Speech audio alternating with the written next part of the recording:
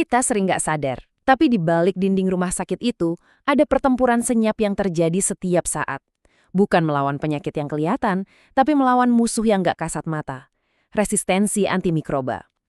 Nah, dalam pembahasan kali ini, kita akan bedah tuntas peran krusial seorang dokter spesialis sebagai komandan di garis depan perang ini lewat program yang disebut PPPRA. Oke, ini dia peta perjalanan kita. Kita mulai dulu dengan ngelihat seberapa besar sih ancaman resistensi ini di rumah sakit. Lalu kita kenalan sama PPRA, perisai pertahanan kita. Nah, setelah itu, baru kita masuk ke dagingnya, yaitu 4 peran utama dokter spesialis, sebagai arsitek dan auditor, konsultan dan panutan, sampai jadi edukator dan peneliti. Dan terakhir, kita lihat apa hasil nyatanya. Oke, kita mulai dari hal yang paling dasar dulu ya. Resistensi antimikroba atau AMR ini bukan cuma isu global yang jauh di sana. Ini adalah krisis klinis yang nyata yang kejadiannya ya di bangsal-bangsal perawatan di sekitar kita. Nah, coba deh lihat angka ini. Bikin kaget kan? Bayangin aja, sekitar 40-75% penggunaan antibiotik di rumah sakit itu diperkirakan nggak tepat. Artinya apa? Artinya ada lahan yang sangat subur buat kuman-kuman kebal obat berkembang biak. Ini masalah besar. Jadi, apa sih AMR itu? Gampangnya gini, AMR itu kondisi di mana kuman, misalnya bakteri, jadi sakti. Mereka jadi kebal sama obat yang tadinya bisa membunuh mereka. Akibatnya, pengobatan standar jadi nggak mempan. Infeksinya jalan terus, dan yang paling bahaya, kuman super ini bisa nular ke orang lain. Untungnya, kita nggak berjuang sendirian ngadepin ancaman ini. Ada strateginya, ada perisainya. Namanya Program Pengendalian Resistensi Antimikroba, atau disingkat PPRA.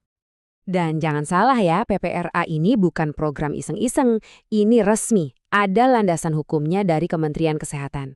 Tujuannya cuma satu dan sangat jelas, mengoptimalkan cara kita pakai antimikroba supaya laju resistensi bisa ditekan habis-habisan.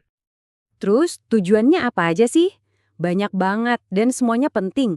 Ujung-ujungnya, semua ini buat kebaikan pasien dan sistem kesehatan kita.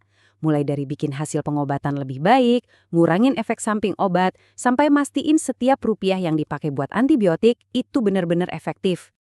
Nah, sekarang kita masuk ke bagian paling seru. Siapa sih jagoannya di sini? Disinilah dokter spesialis turun tangan. Yuk kita mulai dengan peran mereka sebagai arsitek yang merancang sistem, sekaligus auditor yang memastikan sistem itu berjalan dengan baik. Peran pertama sebagai arsitek. Bayangin deh, dokter spesialis itu yang merancang cetak biru penanganan infeksi, yaitu Panduan Praktik Klinis atau PPK. Mereka nggak cuma jiplak dari buku luar negeri, tapi mereka meraciknya khusus untuk rumah sakit mereka, berdasarkan data ilmiah terbaru, dan ini yang paling penting, data pola kuman lokal. Biar kebayang, coba kita lihat contohnya. Ini bukan resep biasa loh, kompleks banget. Lihat deh, untuk satu penyakit aja, meningitis bakterial, obatnya bisa beda-beda tergantung kondisi pasien. Ada risiko kuman tertentu nggak, punya alergi nggak. Nah, detail sekecil inilah yang dipikirkan oleh para spesialis untuk memastikan terapi yang diberikan itu tepat sasaran sejak awal. Tapi kan aturan dibuat untuk ditaati ya. Nah, disinilah peran auditor masuk. Spesialis nggak cuma bikin panduan, tapi juga mastiin panduan itu jalan. Caranya lewat siklus audit. Mereka kumpulin data resep, mereka bandingin sama panduan, kalau ada yang nggak pas, mereka kasih masukan, terus diukur lagi dampaknya. Proses perbaikan terus-menerus. Oke, dari balik meja perancangan, sekarang kita pindah ke sisi tempat tidur pasien. Di sini, dokter spesialis berperan sebagai konsultan ahli buat kasus-kasus super sulit dan juga sebagai panutan atau role model. Nah, ini bedanya. Kalau kasus infeksi biasa, mungkin dokter umum bisa handle pakai PPK. Tapi begitu kasusnya jadi rumit, misalnya pasiennya punya sistem imun yang lemah, atau obat awal nggak mempan, atau infeksinya udah parah banget, nah ini saatnya memanggil kavaleri, yaitu dokter spesialis. Keahlian mereka bisa jadi penentu hidup dan mati pasien. Dan ini nih yang keren banget, kepemimpinan itu bukan cuma soal ngasih perintah, tapi ngasih contoh. Jadi panutan. Mereka selalu ambil kultur dulu sebelum kasih antibiotik. Mereka melakukan deeskalasi alias ganti antibiotik ke yang lebih spesifik kalau kumannya udah ketahuan. Mereka milih obat yang paling pas, durasinya juga nggak kelamaan. Perilaku kayak ginilah yang nular dan ngebentuk budaya yang baik di rumah sakit. Tugas dokter spesialis itu nggak cuma di bangsal aja loh, mereka juga punya peran penting di dunia akademis sebagai pengajar atau edukator, dan juga sebagai peneliti yang menghasilkan data penting buat rumah sakitnya sendiri. Terus muncul pertanyaan kan, gimana caranya praktek-praktek bagus ini bisa terus berlanjut dan nyebar ke dokter-dokter lain, termasuk yang junior? Jawabannya ya satu, edukasi yang berkelanjutan. Dan yang diajarin itu bukan cuma anak didiknya aja loh. Lihat deh daftarnya, jangkauannya luas banget.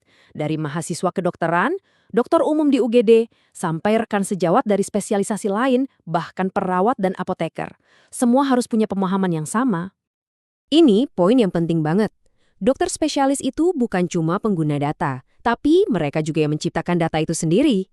Contohnya ya ini, mereka yang secara aktif ngitung seberapa banyak sih bakteri super MRSA, salah satu kuman yang paling ditakuti, ada di rumah sakitnya. Data lokal ini harganya tak ternilai. Hasil riset ini bukan buat pajangan di jurnal aja. Ini jadi sebuah peta kuman atau antibiogram. Semacam peta kekuatan musuh. Nah, peta inilah yang jadi contekan utama waktu mereka balik lagi ke peran arsitek buat bikin pedoman terapi yang paling relevan untuk pasien di rumah sakit itu. Oke, kita udah lihat perannya banyak banget ya. Arsitek, auditor, konsultan, panutan, guru, peneliti. Terus hasilnya apa? Efek kumulatif dari semua ini gimana? Jelas banget dan bisa diukur. Semua kerja keras itu muaranya ke sini. Ada 4 dampak besar. Jelas, yang pertama itu menekan laju resistensi. Tapi nggak cuma itu, efeknya merembet kemana-mana. Keselamatan pasien meningkat, biaya perawatan jadi lebih efisien, dan ujung-ujungnya kualitas pelayanan klinis rumah sakit secara keseluruhan jadi lebih baik. Ada satu kutipan yang menurut saya ngena banget dan bisa merangkum semua ini. Dalam perang melawan resistensi antimikroba, setiap dokter spesialis adalah komandan di garis depan. Keputusan klinis kita hari ini menentukan ketersediaan obat untuk generasi esok. Ini tanggung jawab yang luar biasa besar. Jadi intinya apa? Buat teman-teman tenaga kesehatan yang mendengarkan ini, pesannya jelas banget, peran kalian dalam isu ini jauh lebih besar dari sekedar mengobati. Ini soal memimpin. Jadi pertanyaannya sekarang, siapkah Anda mengambil peran kepemimpinan itu?